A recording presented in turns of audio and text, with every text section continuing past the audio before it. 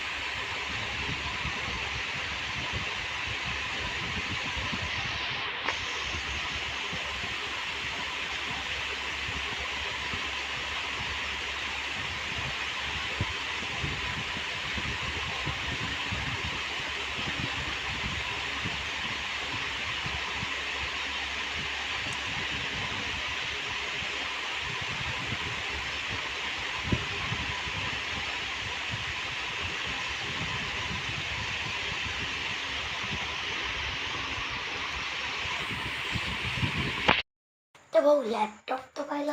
आता आपण जाऊ बाहेर.